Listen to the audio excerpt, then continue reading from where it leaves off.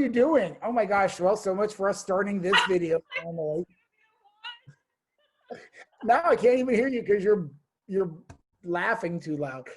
Well, I promise you guys, one day we will smoothly start a video. It's not today, but it's gonna happen. I just don't know when. So we'll back to part C of this lesson. Yes. Are you okay? Welcome to 3.5 to 3.7, take 3. Part C.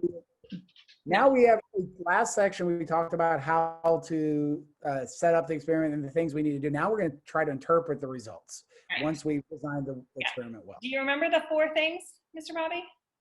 Oh gosh, I just didn't. Wasn't there was like a there was replication, there was control, random assignment, and I'm missing one. I'm forgetting the other one. Help me out here.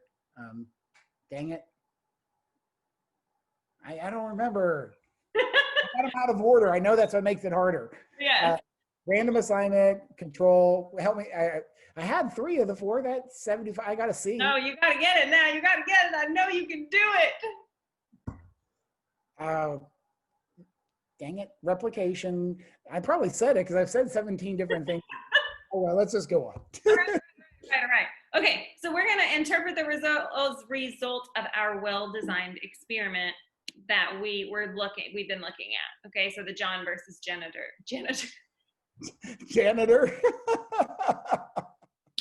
The John versus Jennifer. Okay, so let's talk about how we designed it. Let's remind ourselves, because you probably took a day in between these videos.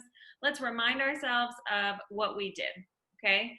So we want to make sure that we have a completely randomized design, an experimental design in which experimental units are assigned to treatments completely at random, which we call a simple random sample, or SRS for short. Okay, so we want to make sure that we can describe an experiment. There's a couple of different ways we can do this. We can do this in a big old paragraph, or we can do this with a flow chart, okay? So, key steps. This is important. Pause the video, take some notes. It will probably be a free response question on your AP test. You have to make sure that you can describe an experiment, okay? First thing you want to make sure is you assign each experimental unit a number 1 through n, however big the sample size is. So that would be like 127 in this case, right, Mr. Bobby? Right. Okay. Write all the numbers on identical slips of paper, put them into a hat, mix well. Does it have to be a hat? I did do this. Like, I know we're not going to actually do this in reality, and sometimes they do. But literally write this on your AP question. Trust me. Write it. Mix well. Make sure you put the mix well part, because you don't want them to be still in order in the hat. But you could say bucket too. You don't have to say hat. So then you're going to draw out. Comparison was the one I forgot. Yes.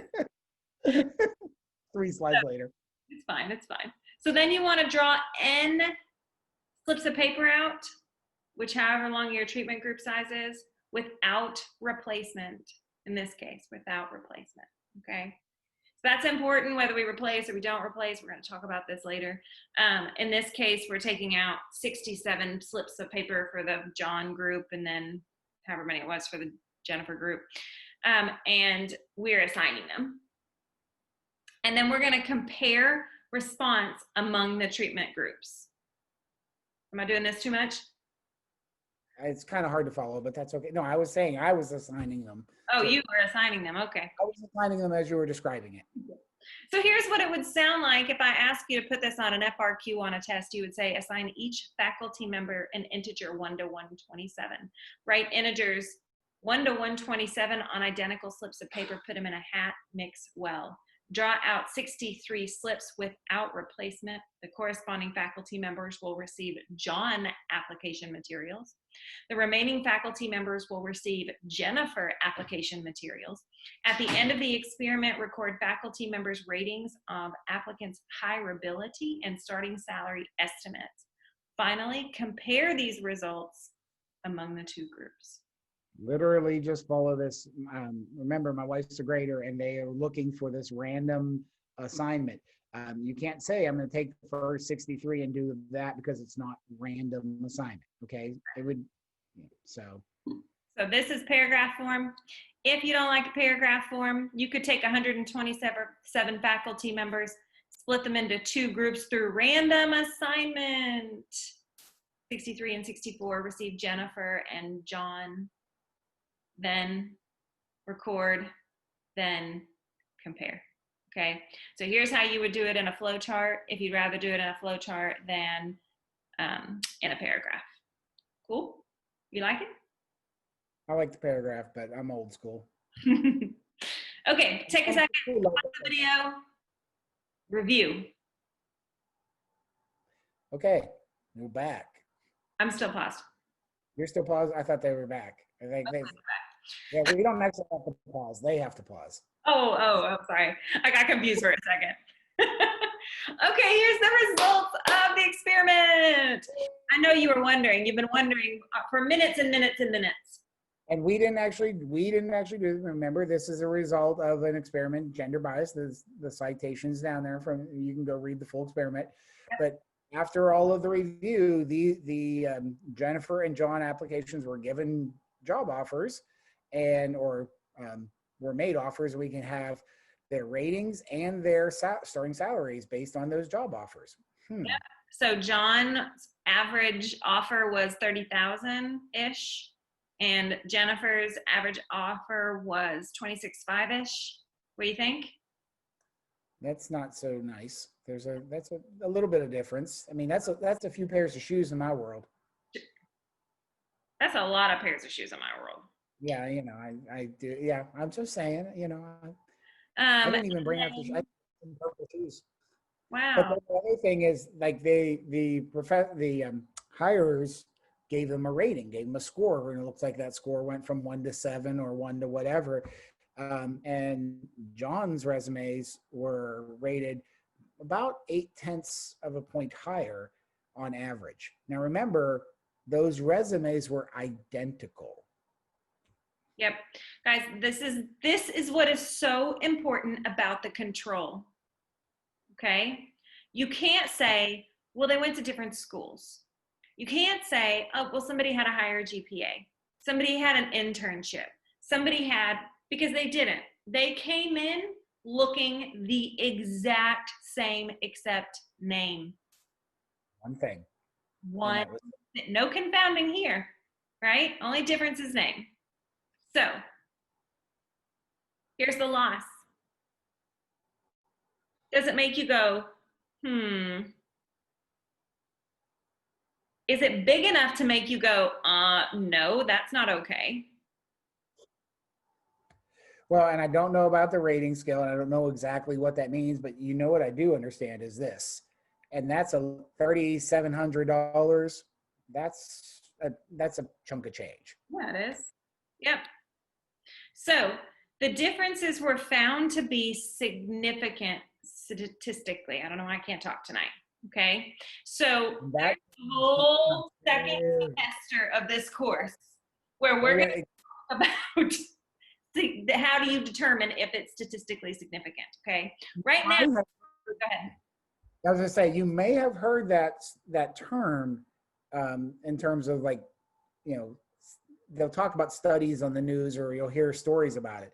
And they'll say, oh yeah, there's statistical evidence that eggs are good for you. And then a week later, they'll say statistical evidence that they're not good for you. Right.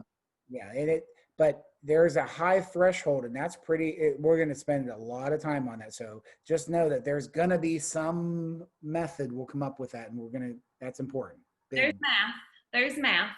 Okay, coming. Right now, you just need to understand that when we say statistically significant, we mean that the difference is so extreme that it is unlikely that it happened by chance alone.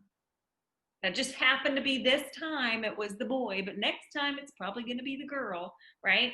So it's so extreme that they were unlikely to happen by chance alone, which is not good. Doesn't say good things. Since this was a well-designed experiment, we can infer that these average differences are caused by gender bias. Okay. So all those things we did in the last video, those 4 things, we have strong ground to stand on because we really narrowed it down to just gender. Right. And we have a statistical difference. Like, what are you going to argue about? Okay. So here we are back in the gender gaps. Is the proven gender bias among this faculty in this study enough to explain the large gender gaps in STEM? Right? So basically, like, is it these guys, is it the hiring committee's fault? Is it the hiring committee's fault? Yeah. Or might there be other causes as well? Explain your reasoning. Okay. So we just took an experiment where we just looked at people getting hired and we applied it, you have to remember 2 videos ago, okay, to this concept of gender gaps in STEM. This is where we started. And so really think about it. Pause the video, really take a second to think about, like, is that what's going on in this case? Is it the only thing that could have explained the difference? And I can think of just cultural biases in education. As an educator, I know there are male and female students haven't always traditionally been treated the same. And Right. I hate to say that. It's not nice to say, but it's historically accurate based on the fact that I have a few gray hairs. Right. So that may come into play. So I can make that argument saying that even though this experiment did show that these resumes were different, there is possibly other reasons, okay? So Ms. Young has a different example here. So we want to explain what your counterexample is? So it could also be that the faculty members in this study may not be representative of faculty from other disciplines. For example, only about 15% of physics papers authors between 55 and 2005 were female. Meanwhile, during those same years, 33% of psychology paper authors were female. This suggests, but does not prove, that psychology might be less discriminatory along gender lines. So if we had picked from all departments rather than a STEM department, we might have found that there was less gender bias. So there might have been bias within the department. Okay. All right, so we talked about random assignment and random sampling, and those are both very important. And why are they both very important, Ms. Young? So remember why things are happening randomly, okay? We want to be able to generalize it to a population because it's not interesting to do statistics when they don't apply to very many people, right? Or very many things. And then we also want to be able to determine cause and effect. We want to be able to say, this is what we think causes this, right?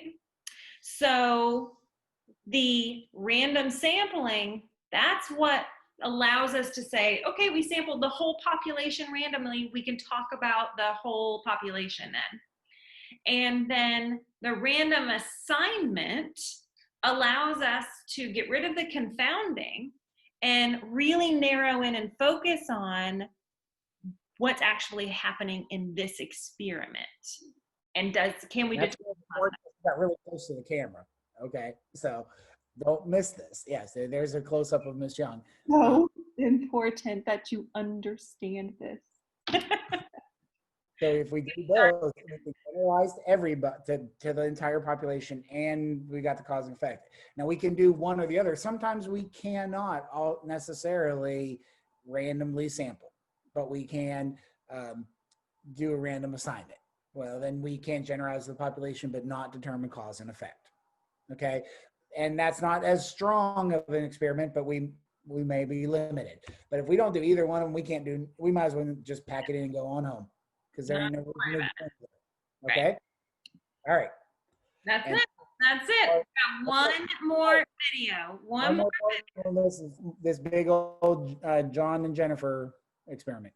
Talk to you later. Bye, guys.